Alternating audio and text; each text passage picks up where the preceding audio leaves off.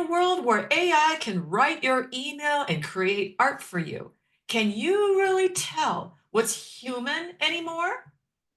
Hey, Adele Wong here, and welcome to the podcast where we explore all things around creating an amazing life amidst an increasingly complex world, and AI is a big part of that.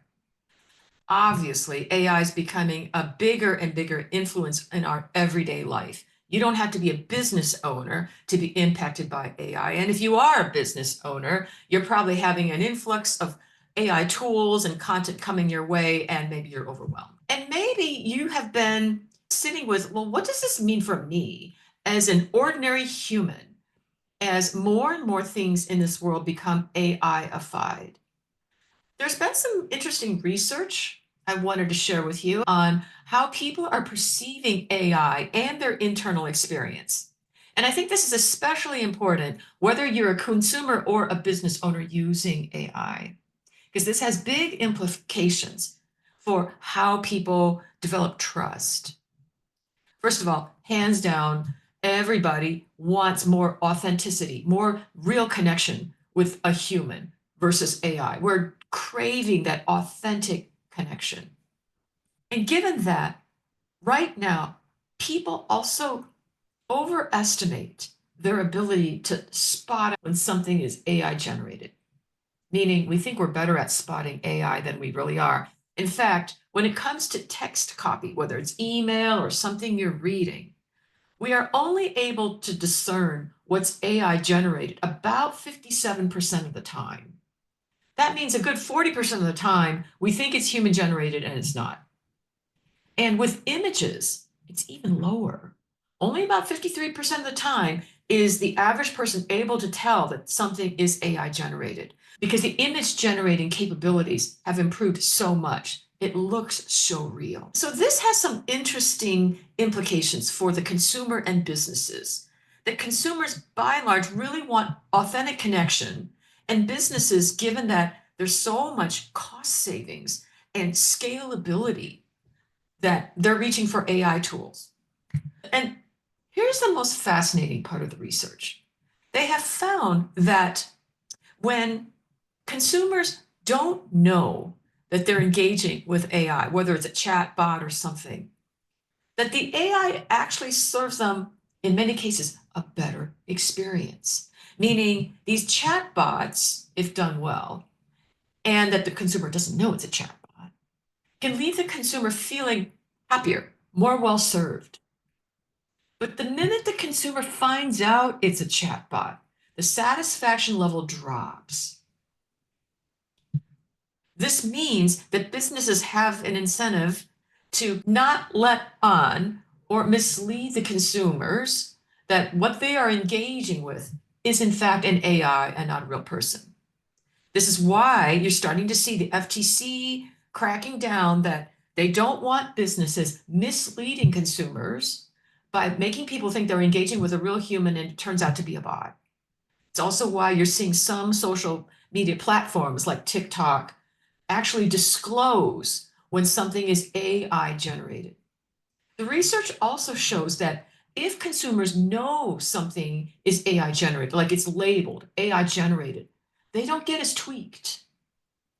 So this means that if you're trying to encourage trust, even though in the short term, businesses might feel, hey, we've got these bots, what people don't know won't hurt them. Actually, it will in the long run, because these are AI generated bots or copy.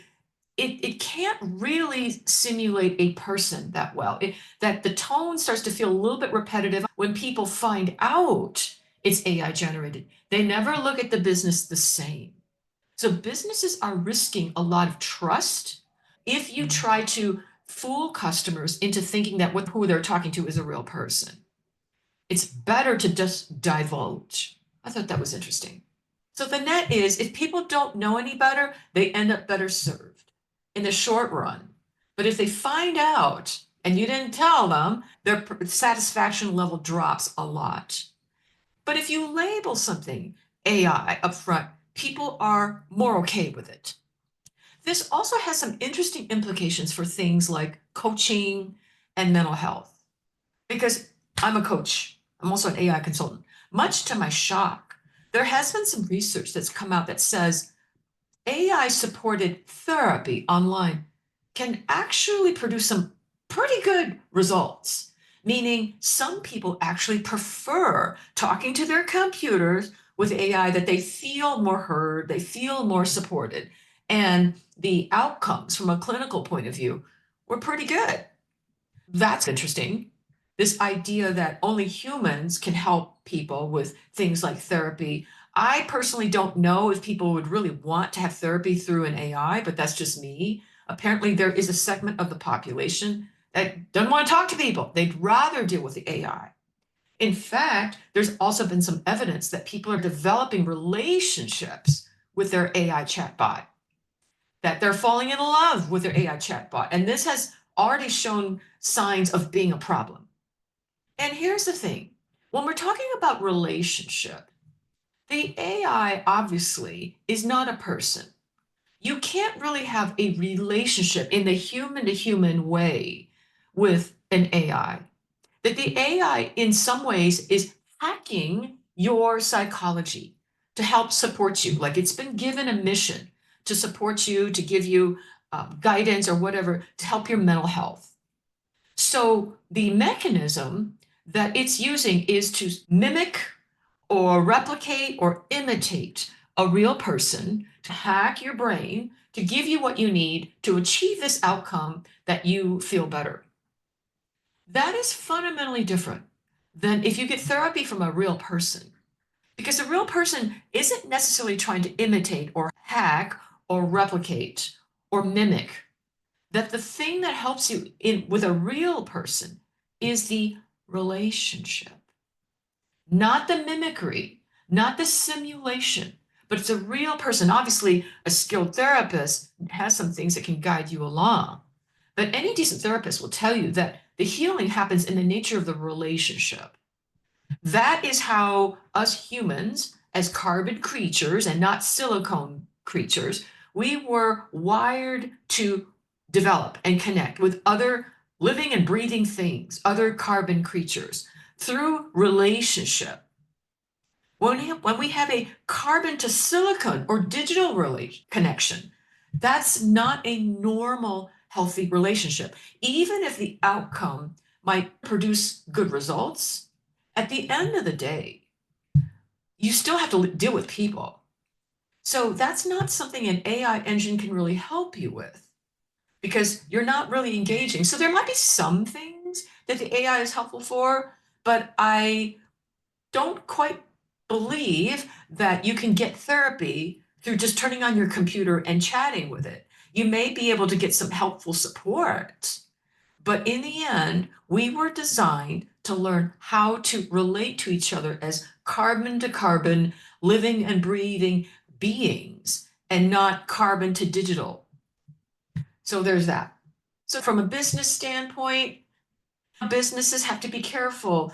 Don't mislead people into thinking that they're really talking with a human. In fact, I was on a webinar once. Someone was teaching how to build a chatbot, and he explicitly told thousands of people on the line that if the user asks the chatbot if they're a bot or not, program your bot to say no and give the bot a name like Daniel. Don't do that.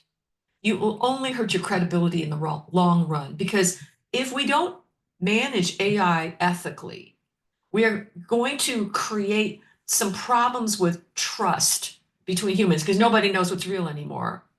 So to do this ethically, use AI where it makes sense, whether it's to improve efficiency, but always err on the side of being human with people to build that trust that people are craving for. And then we'll all be better off in terms of developing more trust in a world where we desperately need more of that. So that's what I'm sharing with you today. If you've enjoyed this, you can share this with your friends who might be pondering, what does this mean as being human in this chaotic world with AI? I welcome a share and a follow. It helps drive this up in the algorithm so more people can find this podcast. If you want to have a conversation with me on what's going on with your world, on how I might be able to help you, click the link and book a time. Okay, take care.